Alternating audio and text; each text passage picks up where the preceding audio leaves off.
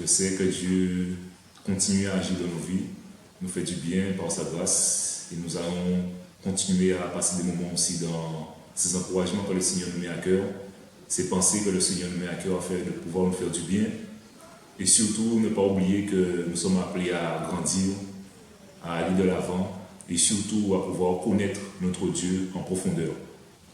Donc aujourd'hui, nous allons partager cette pensée que le Seigneur a mis à cœur de ce qui concerne la crainte de l'Éternel.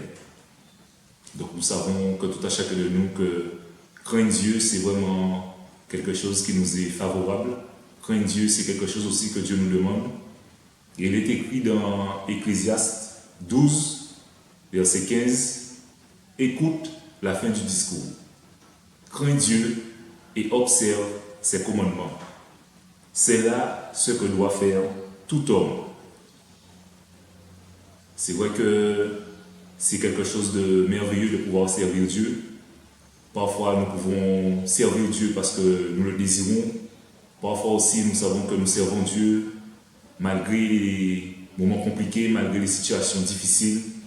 Mais si Dieu nous appelle à avancer avec lui, si Dieu nous appelle à le servir, nous devrions le faire dans des bons et dans des mauvais moments. Amen. Il y a une chose qui est malheureusement vraie, c'est que parfois nous nous éloignons de cette crainte que nous devrions rendre à Dieu.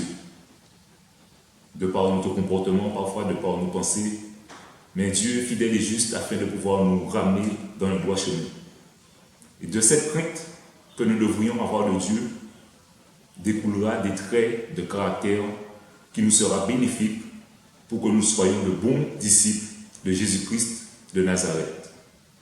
Craindre Dieu, bien-aimé, ne signifie pas avoir peur de Dieu.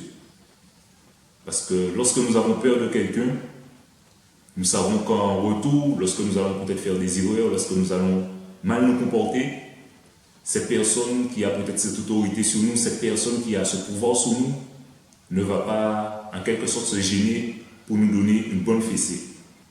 Mais la crainte de Dieu signifie tout simplement respecter notre roi, respecter le Seigneur des armées pour ce qu'il est.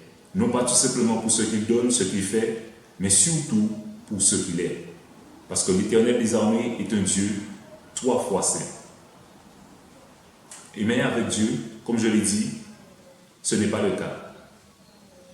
Dieu est fidèle, Dieu est juste. Nous avons des faiblesses, c'est vrai que nous avons des maladresses. Nous pouvons effectivement faire des erreurs, mais Dieu sera toujours là dans sa fidélité pour pouvoir nous relever et nous ramener dans le droit chemin. Et nous savons que lorsque le Seigneur nous ramène dans le droit chemin, c'est pour que nous puissions continuer à persévérer avec lui, continuer à chercher véritablement qui il est. Et lorsque nous passons des moments compliqués, c'est là où nous devrions surtout nous approcher de Dieu. Parce que Dieu permet certaines épreuves de nos vies et c'est tout simplement pour que nous puissions nous attacher totalement à lui. À chaque fois, il sera présent pour nous relever et nous remettre sur le droit chemin. Il est écrit dans Job 28, 28. Voici la crainte de l'Éternel, c'est la sagesse. S'éloigner du mal, c'est l'intelligence. Alléluia. Voici la crainte de l'Éternel, c'est la sagesse. Donc voici un des traits de caractère que nous aurons lorsque nous allons donner à Dieu ce qui lui est dû, c'est-à-dire cette crainte, ce respect, ce profond respect. Alléluia. La sagesse. Une sagesse qui ne dépend pas de cette capacité, de cette intelligence que nous allons pouvoir avoir peut-être intellectuellement sur le point de vue intellectuel, mais cette sagesse que Dieu va nous donner, que le Saint-Esprit va nous donner. Parce que le Saint-Esprit vit en nous, le Saint-Esprit agit en nous et va nous donner ce trait de caractère qui vient de Dieu. Cette sagesse, lorsque nous allons passer des moments compliqués, lorsque nous allons vivre des situations qui ne sont pas compréhensibles, le Saint-Esprit agira en nous à travers cette sagesse pour que nous puissions passer, pour que nous puissions réagir vis-à-vis de certaines situations. C'est vrai que parfois nous ne comprenons pas certaines choses, nous allons réagir avec nos pensées, réagir avec nos raisonnements, mais Dieu est tout-puissant, Dieu est fidèle, et c'est pourquoi, plus loin, la parole nous dit s'éloigner du mal, c'est l'intelligence. Pourquoi, bien-aimés? Lorsque nous allons faire taire nos pensées, faire taire nos raisonnements, il y a encore un autre trait de caractère que nous aurons, c'est cette intelligence spirituelle.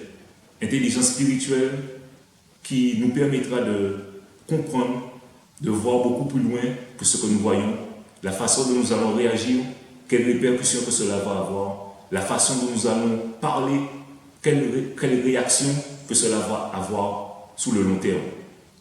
Alléluia. Et c'est pourquoi, bien aimés, il faut que nous puissions laisser le Saint-Esprit agir dans nos vies, dans nos pensées. Comme l'apôtre Paul disait, qu'il veut que Dieu puisse agir dans sa vie, alléluia, avec la puissance du Saint-Esprit.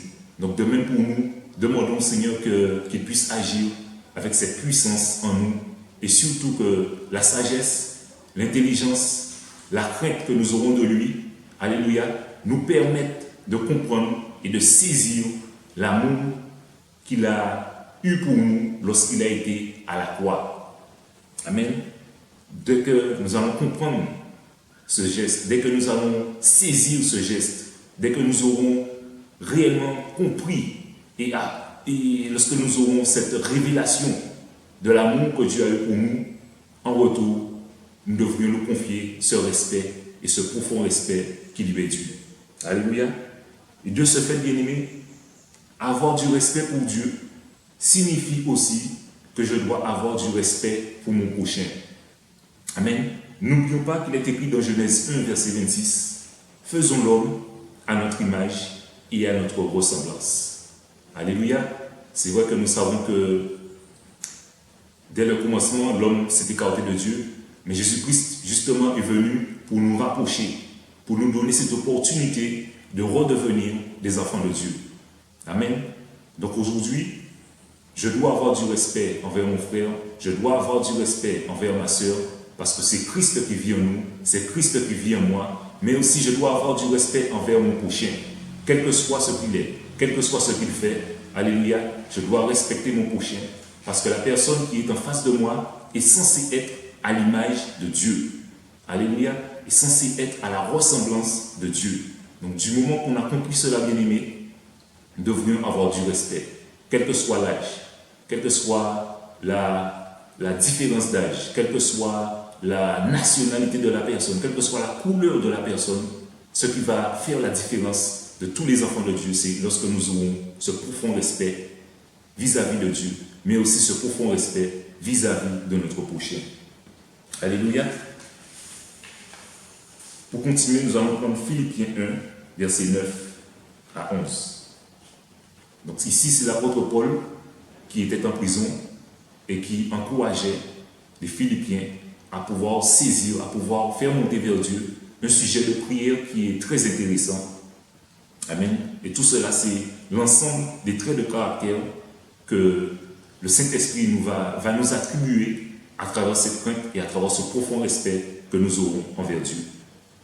Il est écrit, donc je répète Philippiens 1, du verset 9 au verset 11, « Et ce que je demande dans mes prières, c'est que votre amour augmente de plus en plus, en connaissance et en pleine intelligence, pour le discernement des choses les meilleures, afin que vous soyez purs et irréprochables pour le jour de Christ, remplis du fruit de justice, qui est par Jésus-Christ, à la gloire et à la louange de Dieu. » Amen.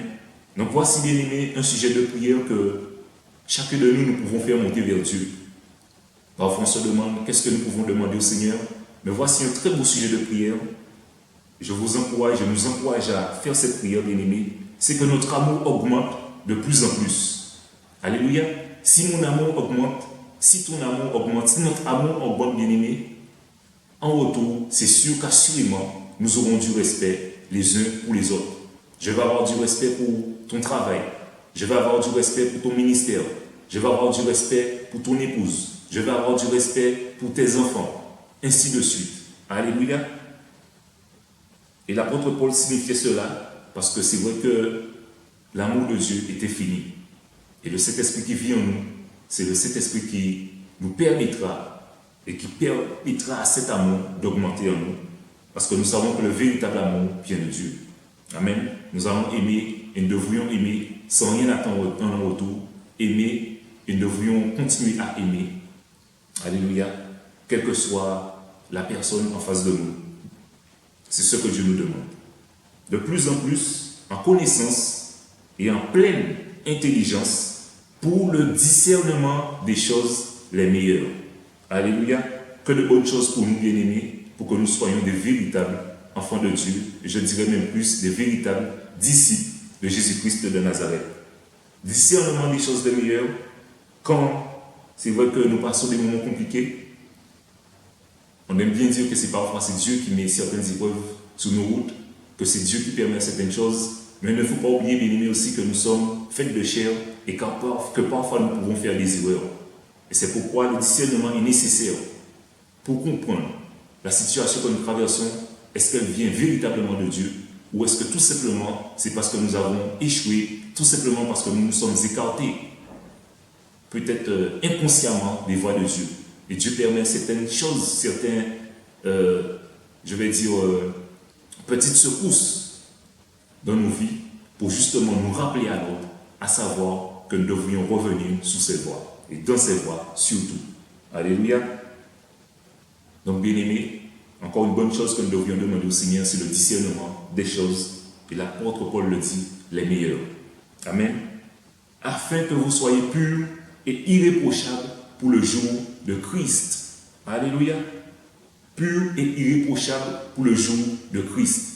Et le Seigneur nous l'a dit, nous le disons encore, nous allons continuer à le dire, que nous ne savons pas quel jour que Jésus-Christ reviendra. Donc si l'apôtre Paul dit que nous devrions être purs et irréprochables pour le jour de Christ, cela veut dire que c'est quelque chose que nous devrions entretenir. Cette crainte, pour que nous ayons cette sagesse, cette connaissance, cette intelligence, alléluia, ce discernement, pour que le jour où Christ reviendra, amen, que nous soyons purs et irréprochables. La pureté se trouve en Jésus-Christ de Nazareth. Irréprochable ne veut pas forcément dire que nous n'allons pas faire des erreurs, mais ce que Dieu va surtout regarder, c'est l'état de nos cœurs. Alléluia, cette sincérité que nous allons avoir avec lui. Si nous avons tort, oui Seigneur, j'ai peur. Si nous avons raison, oui Seigneur, je reconnais mes raisons. Alléluia. Et comme la parole nous dit que Dieu est fidèle et juste pour nous pardonner nos péchés. Amen. Rempli du fruit de justice qui est par Jésus-Christ à la gloire et à la louange de Dieu.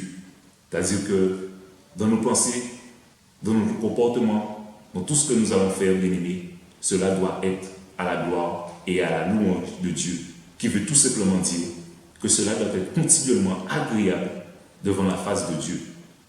Nous allons peut-être avoir de bons retours, de bons témoignages, mais la personne bien-aimée que nous devrions être sûrs de plaire, la personne qui, au-devant de lui, nous devrions être sûrs d'être agréable, c'est Dieu. Parce que parfois l'homme peut nous donner une bonne image, alléluia. Parfois l'homme peut nous dire que ce que nous faisons, ce que nous disons, c'est bien. Mais attention bien-aimés, il faut toujours se remettre en question devant la face de Dieu. Parce que c'est seul Dieu qui a le vrai mot, c'est Dieu qui est la vérité et qui nous dira réellement dans quelle situation, à quel niveau et qu'est-ce qu'il pense de nous. Amen.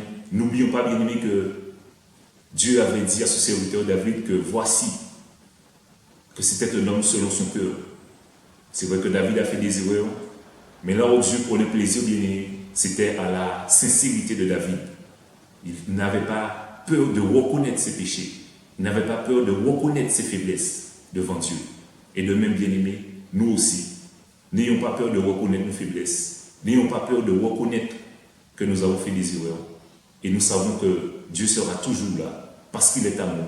Ce n'est pas un homme pour mentir, ni le fils d'un homme pour se repentir, mais il est Jésus-Christ de Nazareth, le Tout-Puissant, l'Alpha et l'Oméga, le commencement et la fin. Alléluia. Donc à travers ce message, bien-aimé, je voulais vraiment vous encourager à tenir ferme et surtout à continuer à avoir cette crainte de l'Éternel qui va nous façonner, cette crainte de l'Éternel qui va nous attribuer tous ces traits de caractère que nous avons vus, c'est-à-dire la sagesse, l'intelligence, la connaissance, l'amour, le discernement et énormément encore de choses pour que nous soyons des disciples à la maison, des disciples au travail, des disciples au supermarché, des disciples là où nous sommes. Alléluia. Non pas seulement à l'église, non pas seulement en compagnie des frères, en compagnie des sœurs, mais bien aimés, quel que soit là où nous sommes, soyons des disciples de Christ. Amen. Donc je vais vous inviter, bien aimés, à m'accompagner de cette prière pour que nous puissions demander au Seigneur tous ces traits de caractère et surtout que nous ayons ce profond respect envers lui. Merci Jésus. En cet après-midi, Seigneur, nous voulons te bénir, te glorifier, te remercier encore, Père, pour ce moment que tu nous as permis de passer durant cet instant, Seigneur, pour cette pensée que tu nous permets de partager. En cet après-midi, Seigneur, nous voulons vraiment te bénir, Seigneur, et te remercier pour ta fidélité, te remercier pour ton soutien, te remercier pour tout cet esprit qui agit en nous. Alors, Père, voici ce message que tu nous as permis de partager qui est la crainte de l'Éternel. Cette crainte, Père, dont nous avons besoin pour grandir dans tes voies. Cette crainte, Père, dont nous avons besoin encore, Père, pour être ces disciples que tu veux que nous soyons.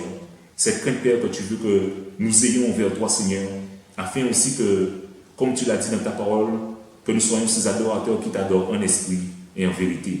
Nous prions vraiment, Père, pour que tu puisses continuer à déverser encore, Père, en nous tous ces traits de caractère, l'intelligence, la connaissance, la sagesse, l'amour, le discernement, Seigneur, pour que là où nous soyons, là où nous sommes, que nous sachions si véritablement, Père, c'est là où tu nous attends. Merci pour tout ce que tu fais. Merci pour ta sagesse. Merci pour ton soutien, ton assistance, Seigneur.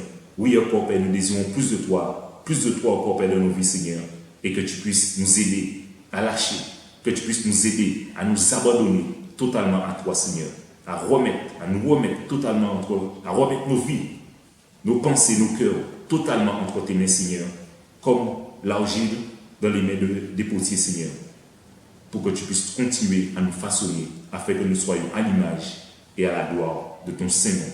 Nous te bénissons ici. Au nom de Jésus-Christ, nous t'avons prié. Amen. Alléluia.